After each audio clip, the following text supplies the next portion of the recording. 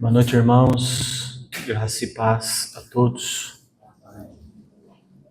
Deus é maravilhoso, Deus é eterno, misericordioso, gracioso.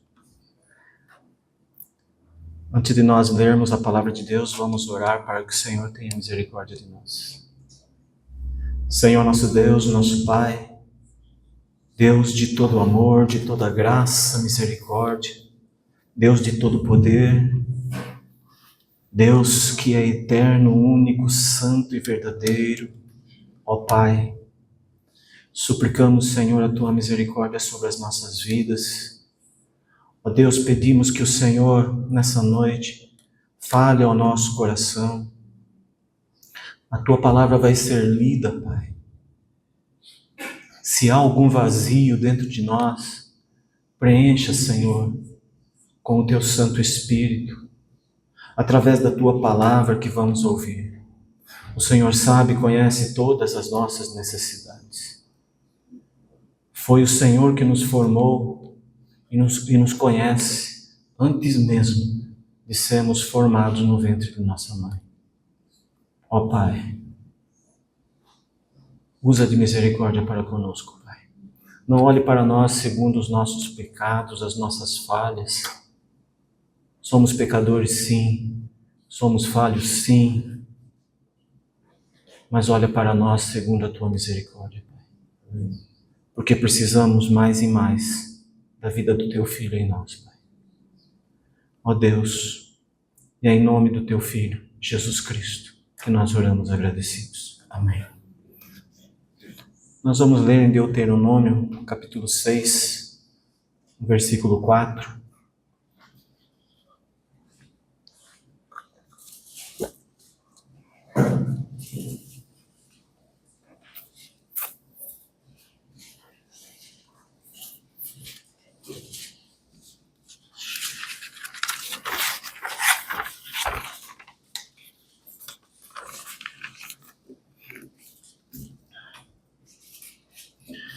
Deuteronômio 6, versículo 4, a palavra de Deus vai dizer assim: Ouve, pois, ó Israel, e atenta em cumprires, para que bem te suceda e muito te multipliques. Não, esse é o 3, mas tudo bem. Na terra que emana leite e mel, como te disse o Senhor, Deus de teus pais. Aqui, Deus está passando para os seus e ensinando a eles que o fim da lei é a obediência. E quando nós chegamos no versículo 4, vai dizer: Ouve, Israel, o Senhor nosso Deus é o único Senhor. Amarás, pois, o Senhor teu Deus de todo o teu coração, de toda a tua alma e de toda a tua força. E depois vai prosseguir como nós nos devemos comportar com a palavra de Deus, tendo-a em nosso coração, ensinando os nossos filhos. Mas aqui é um mandamento do Senhor, no qual ele diz: Ouve, Israel. Nós temos que tomar cuidado, irmãos, porque eu ouvi há pouco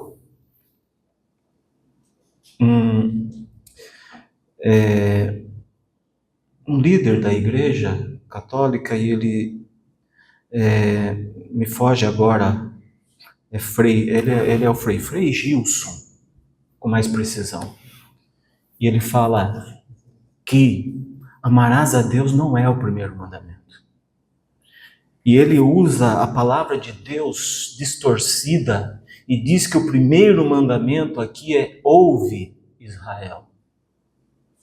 Não, esse não é um mandamento de Deus, mas Deus está chamando a atenção do povo dele para atentar para aquele que é o maior de todos os mandamentos. Então nós temos que tomar cuidado com aquilo que nós ouvimos. E muitas palavras distorcidas têm percorrido o mundo pela boca daqueles que usam da palavra para enganar a muitos. Devemos tomar cuidado. Ouve, Israel, não é o primeiro mandamento. Ele foi infeliz na colocação dele. O primeiro mandamento é esse: amarás o teu Deus, porque Ele é o teu único Senhor, de todo o teu coração, de toda a tua alma, de toda a tua força. Ou seja, Deus está passando para o seu povo que amar a Ele é para o seu povo e tem que ser primordial em tudo que venha a ser feito através da vida daquele que é chamado, escolhido, separado e agora é filho de Deus.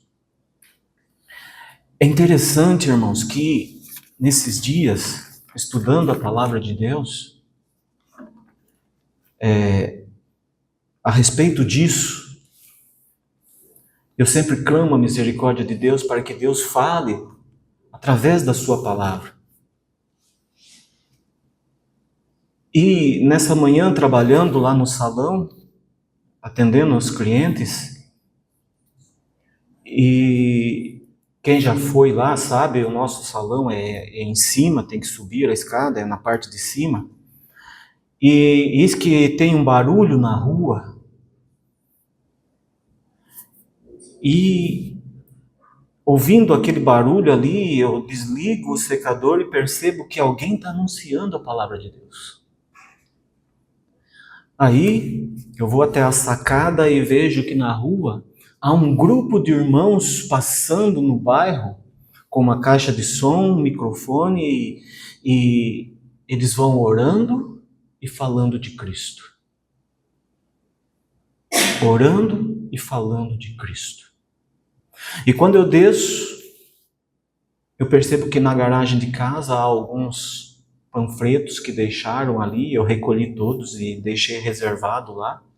E o que me chamou a atenção é que ali há uma escrita bem grande, seguida do Salmo 139, que diz: Deus sempre te amou. Isso falou ao meu coração. E isso é uma verdade que nós precisamos entender, que Deus sempre nos amou.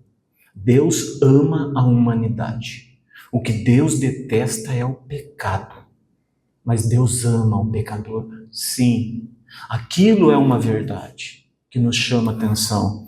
E se nós procurarmos na palavra de Deus, nós vamos ver muitos, inúmeros versículos dizendo que Deus nos ama.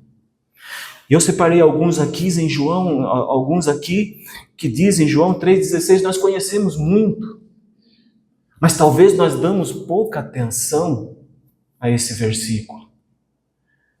Nós ouvimos e lemos muitas vezes, mas talvez nós não nos esforçamos a procurar entender o que diz, não só esse, mas tudo o que está escrito na palavra de Deus.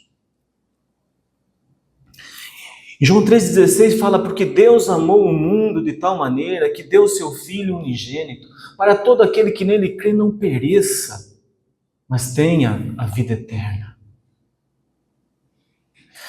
Aqui, irmãos, é um amor tão grande, tão imenso, que a nossa consciência limitada, a nossa inteligência limitada não consegue dimensionar esse tão grande amor de Deus, que Ele dá o seu Filho, Ele entrega o seu Filho, até então unigênito, para morrer na cruz por nós. E aí, todos aqueles que creem no seu Filho, é feito então Filho de Deus, e tem a vida eterna. Em João 17, Jesus vai falar, e a vida eterna é que te conheçam, ó Pai. E talvez nós estamos lendo a palavra de Deus, nós estamos ouvindo, nós estamos meditando, e nós não atentamos para isso, que a vida eterna é conhecer esse Deus Todo-Poderoso, o Deus Pai de nosso Senhor e Salvador Jesus Cristo. E às vezes nós falamos de Deus superficialmente. Não, eu acredito em Deus, mas que Deus que você acredita? Porque em certo ponto da história nós vamos ver que reis de Israel, de Judá, eles criam em diversos deuses, em muitos deuses. Eu poderia citar aqui o nome de alguns, mas quando nós dissermos que nós cremos em Deus, nós temos que especificar que esse Deus é o Deus, nosso Senhor, Pai de nosso Senhor e Salvador Jesus Cristo, que para nós Ele é o único, santo e verdadeiro, e que é somente através dele que nós temos salvação, porque é Ele que nos justifica. Então, irmãos, Ele amou o mundo de tal maneira. E aqui em Deuteronômio vai falar do grande mandamento, que é amar a Deus sobre todas as coisas. Deus tem provado o seu amor para conosco. Em João 3:21 vai dizer, olha, quem pratica a verdade aproxima-se da luz, a fim de que as suas obras sejam manifestas porque feitas em Deus. Então, quando eu amo a verdade, e eu amo a Deus e eu pratico a verdade, que verdade é essa? É a palavra de Deus, porque aqui é a instrução para toda a nossa vida. E quando eu ajo fora da palavra de Deus, então eu desagrado a Deus. Porque aí eu estou seguindo o meu coração, e meu coração é terrivelmente corrupto, enganoso. Mas aqui está falando que quem pratica a verdade. Certa vez eu ouvi alguém dizer, olha, aquele que é justo e fala a verdade, não tem que se justificar lá na frente. Então o Filho de Deus que pratica a verdade, ele aproxima-se da luz. E aproximando-se da luz, a vida dele, então, revela que ele é um filho de Deus e ele não tem que justificar nada a ninguém, porque ele segue a Cristo e a vida dele, então, agora é viver a vida de Cristo. E tudo isso porque o Senhor, nosso Deus, nos amou de tal maneira que entregou o seu Filho ali na cruz, por amor de nós. Pasmem, irmãos, nós estamos aqui essa noite porque Jesus morreu lá na cruz por nós. E é bom que você veio para compartilhar a palavra de Deus. É bom. Em Romanos vai dizer lá, olha, 5:8, mas Deus prova o seu próprio amor para conosco pelo fato de ter Cristo morrido por nós, sendo nós ainda pecadores. Percebe que o amor de Deus, o Pai, não é diferente do amor de Deus, o Filho, para conosco. Também o amor de Deus, o Espírito Santo, não é diferente. Porque Deus, o Pai, entrega o seu Filho, mas Deus, Filho, se entrega por nós. E o Deus Espírito Santo habita em nós, ainda nós sendo pecadores. Sim, redimidos sim, mas continuamos ainda na posição, na condição de pecadores, não escravos do pecado, porque aquele que é escravo do pecado não é filho de Deus. Mas quando você peca, você se arrepende, nós ainda somos pecadores. E se dissermos que não temos pecado, nós somos mentirosos e fazemos Deus mentiroso.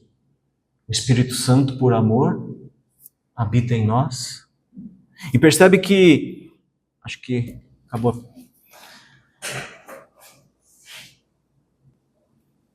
Graças a Deus. Então, irmãos, percebe que esse amor de Deus para conosco, ele é um amor tão grande, tão imensurável,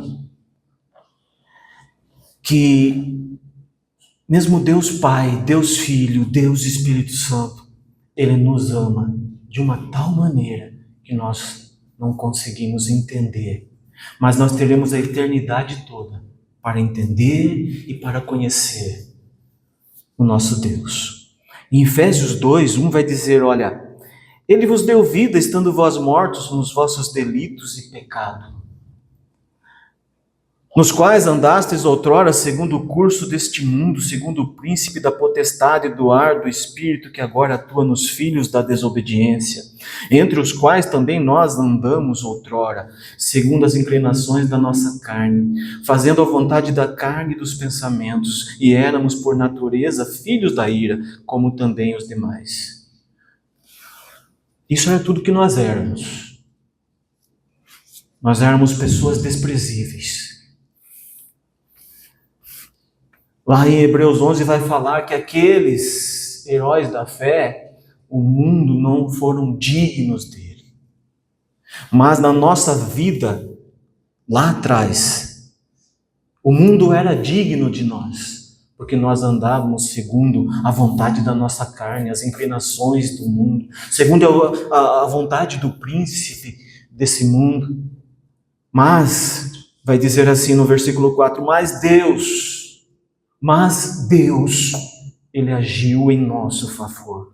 Mas Deus, sendo rico em misericórdia, por causa do grande amor com que nos amou, e estando nós mortos em nossos delitos, nos deu vida juntamente com Cristo, pela graça sois salvos. Que Deus maravilhoso é esse, irmãos, que prova o seu amor para conosco. E agora, nós, voltando lá em Deuteronômio, no grande mandamento, que vai dizer, olha, ouve Israel, o Senhor Deus é o nosso Senhor, não há outro. Amarás, pois, o Senhor nosso Deus de todo o teu coração, de toda a tua alma, de todo o teu entendimento, de toda a tua força, de todo o teu ser. Ou seja, a sua vida agora não pertence a você, pertence a Ele. Então você tem que honrá-lo e você tem que amá-lo. A religião não faz isso, a religião nos afasta de Deus. Porque quando nós chegamos lá em Marcos 12, 28, momentos antes, Jesus, ele é interrogado pelos saduceus. Os saduceus que não criam na ressurreição, mas eles querem embaraçar o mestre no seu ensino ali, eles querem trazer confusão. A religião nos traz confusão e nos afasta da luz. Então os saduceus querem saber de Jesus a respeito da ressurreição, de que se uma mulher casar tem 7 irmãos na família, se ela casar com todos e não for gerado nenhum filho, na ressurreição com quem ela vai ficar? Então Jesus fala, vocês trabalham no vosso próprio erro, porque vocês não conhecem as Escrituras. Porque nas Escrituras está escrito que Deus é Deus de Jacó, de Abraão, de Isaac. Deus não é Deus de mortos, Deus é Deus de vivos. Jesus ali está dizendo, olha, por mais que vocês tenham Abraão, Isaac e Jacó como mortos fisicamente, mas eles estão vivos para Deus, estão vivos na presença de Deus, e Deus não é Deus de mortos, Deus é Deus de vivo. Por isso que a palavra de Deus vai dizer que nós estávamos mortos nos nossos delitos de pecados, e Ele nos deu vida, porque Ele é misericordioso. Esse é o amor de Deus para conosco. E Jesus interrogado ali pelos saduceus ali, é incrível que perto de um religioso sempre há outro religioso, e eles tentavam trazer embaraço a Jesus, e perto daquele saduceu tinha um escriba. E esse escriba, prestando atenção em tudo aquilo ali, naquela discussão, ele chega próximo de Jesus e diz, chegando dos escribas, tendo ouvido a discussão entre eles, vendo como Jesus lhe houvera respondido bem, perguntou-lhe, qual é o principal de todos os mandamentos? Percebe que o saduceu não consegue confundir Jesus a respeito da ressurreição, e agora tem um escriba tentando confundir Jesus a respeito do grande mandamento. Porque para eles também Jesus era violador do sábado, não o Senhor do sábado. Então ele quer saber de Jesus qual é o grande mandamento.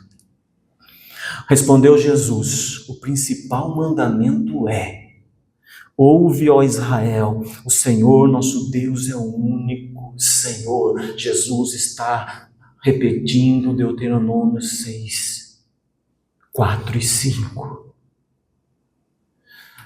Na boca do Filho de Deus não há outra palavra a não ser a palavra de Deus.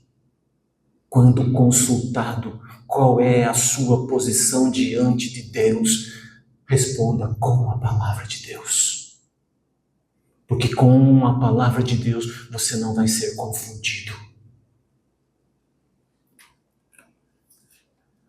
Ouve, pois, ó Israel, o Senhor nosso Deus é o único Senhor.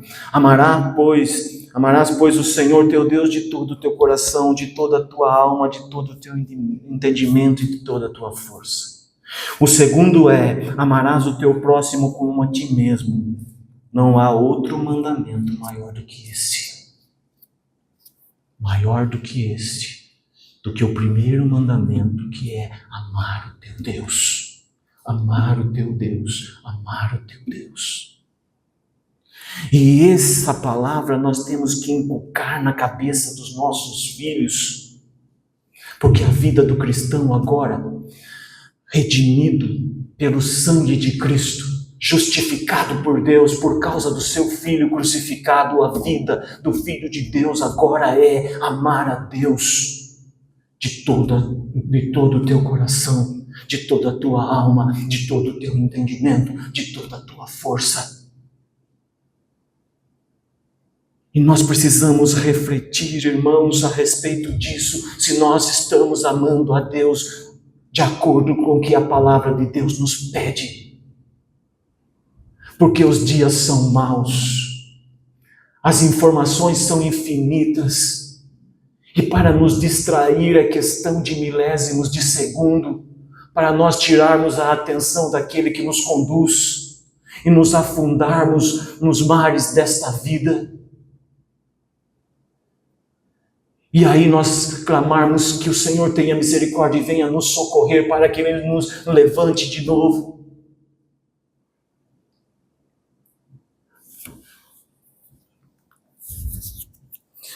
Em 1 João 5 vai dizer: nisto conhecemos que amamos os filhos de Deus, quando amamos a Deus e praticamos os seus mandamentos. É impossível eu amar o meu irmão, e falando de irmão na fé, porque essa é a nossa família eterna. Eu amo sim os meus irmãos de sangue, sim, e clamo a Deus a misericórdia sobre a vida deles e que eles venham conhecer a Cristo e se render a Deus. Mas a nossa família é a nossa família da fé. É impossível eu amar um irmão na fé sem eu amar a Deus. A palavra de Deus está dizendo: nisto conhecemos que amamos os filhos de Deus, quando nós amamos a Deus e praticamos os seus mandamentos.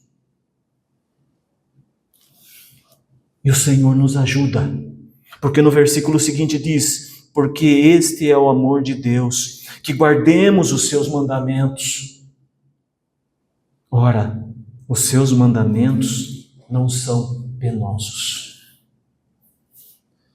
Ao mesmo tempo que a palavra de Deus diz que para nós amarmos a Deus, nós devemos guardar os seus mandamentos. E que mandamentos são esses? É a palavra de Deus. Porque em tudo a palavra de Deus nos instrui. Não são só aqueles 10 mandamentos lá, que o Senhor entregou a Moisés lá no Monte Sinai, não. É toda a palavra de Deus. Toda a palavra de Deus, ela nos orienta como regra de vida cristã para nós seguirmos, para nós vivermos de acordo com a vida do Filho de Deus, para que o Senhor nos conforme a vida do seu Filho e assim nós agradarmos a Deus Pai e podemos dizer que nós o amamos em espírito e em verdade. É difícil? Não. Porque a própria palavra diz que os mandamentos de Deus não são penosos. Sabe o que é penoso? É nós trabalharmos o dia todo em busca daquilo que perece e não dedicarmos nem sequer um momento do nosso dia naquilo que permanece.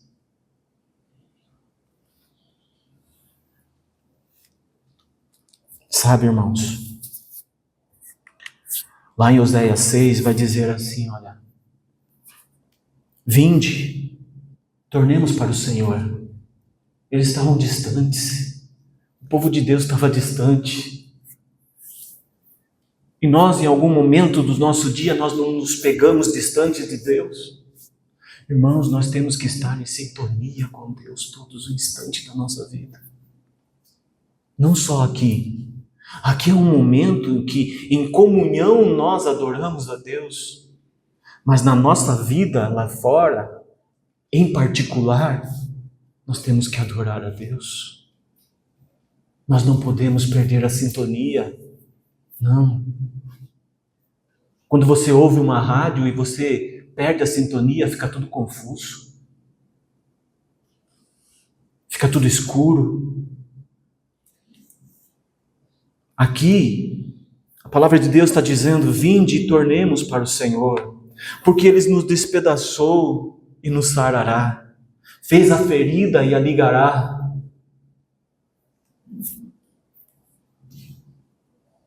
Sabe, irmãos, muitos, aqueles heróis da fé, eles foram despedaçados, muitos cerrados ao meio. Mas antes de eles enfrentarem tal coisa, eles foram trabalhados por Deus.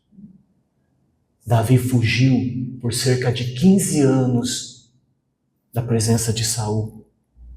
Deus foi desconstruindo aquele Davi para que ele pudesse se tornar rei.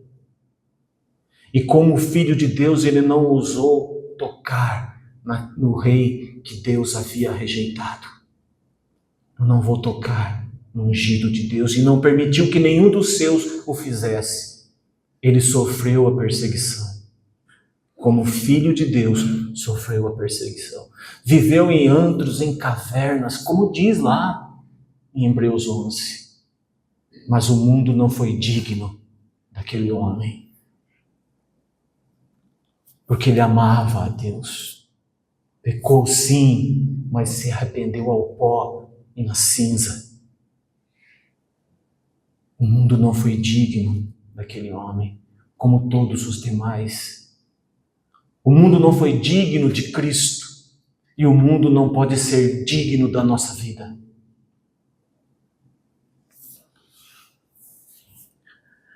E aí continua, depois de 2 dias nos revigorará, ao 3º dia nos levantará e viveremos diante dele. Conheçamos e prossigamos em conhecer ao Senhor. Como a alva, a sua vinda é certa. E Ele descerá sobre nós como a chuva serôdia que rega a terra. O Senhor Jesus Cristo, o nosso Salvador, Ele está às portas. A vinda do Senhor, ela é iminente. O Senhor voltará para buscar a sua igreja. Aqueles que morreram ressuscitarão primeiro. Encontrarão com o Senhor nas alturas. Mas aqui está dizendo que nós precisamos conhecer a Deus. Irmãos, tenha isso contigo.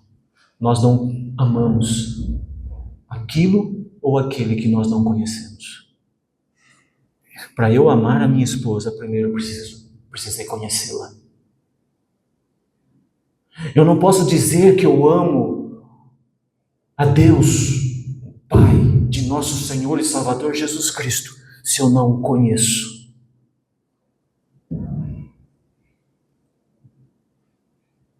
Mas Ele nos amou antes mesmo de nós nos conhecermos. E pasmem que nós só viemos a nos conhecer quando nós nos encontramos com Ele. Pedro não conhecia Jesus até aquele momento no barco, que diante de tão grande e maravilhosa pesca, ele percebe o milagre daquele que está ocupando um assento do seu barco e diz: Senhor, afasta-te de mim, porque sou homem pecador. Naquele momento, Pedro entendeu quem era Jesus e entendeu quem era ele. O povo no deserto não entendeu que povo de dura cerviz eles eram, por isso não amaram a Deus. Pereceram no deserto. Nós não podemos amar aquilo ou aquele que nós não conhecemos. Por isso que Oséias vai dizer: conheçamos e prossigamos em conhecer ao Senhor, para que nós possamos, em conhecê-lo, amá-lo, em conhecê-lo mais, amá-lo ainda mais, em conhecê-lo um pouco mais, amá-lo ainda um pouco mais. E se nós não amamos a Deus na plenitude em que Ele deseja, é porque nós não o conhecemos Ele na plenitude em que Ele quer que nós o conheçamos. Espero que os irmãos estejam entendendo, irmãos. Quão grande amor o Senhor dispensou a nós. E Ele espera o mesmo de nós.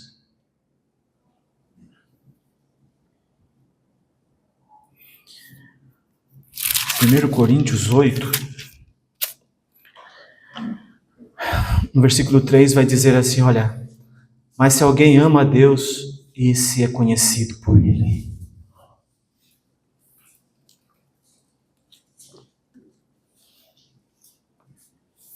Percebe, irmãos, que é uma relação entre pai e filho. Se alguém ama a Deus, esse então é conhecido dele.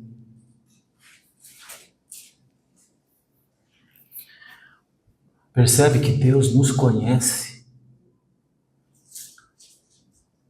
porque nós o amamos. E quanto nós o amamos para que Ele nos conheça realmente. Sabe por quê, irmãos? O inimigo, ele conhece os filhos de Deus, mas aqueles que estão perdidos, ele não conhece. Já estão perdidos. Lembram daqueles discípulos que saiu a expulsar demônios? Eles vão expulsar o demônio e diz, nós o expulsamos em nome de Jesus a quem Paulo prega. O que o demônio diz para ele? Eu conheço Paulo e sei quem é Jesus, mas e vocês quem são? Eles se apanharam. O demônio conhece aqueles que são filhos de Deus. E é contra os filhos de Deus que o inimigo luta. Mas aquele filho de Deus que conhece o Pai e ama o Pai os guarda. E o filho que ama o Pai, ele se sujeita ao Pai. E o inimigo foge dele. Nós não estamos sós nesse mundo, irmãos. O nosso Deus nos guarda. Todos os dias. Todos os dias. Mas o que Ele espera de nós é que nós o amemos. Que nós o amamos. Que nós o amemos. Que nós o amamos todos os dias. É espírito e é verdade. Amar a Deus é a verdadeira adoração.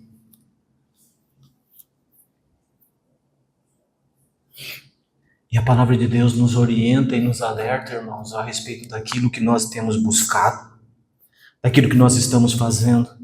Porque Jesus vai dizer lá em Mateus 19, olha, Mateus 6,19, não acumuleis para vós outros tesouros sobre a terra, onde a traça e a ferrugem corrói, e onde ladrões escavam e roubam, mas ajuntai para vós outros tesouros no céu, onde traça nem ferrugem corrói, e onde ladrões não escavam nem roubam, porque onde está o teu tesouro, aí está também o teu coração.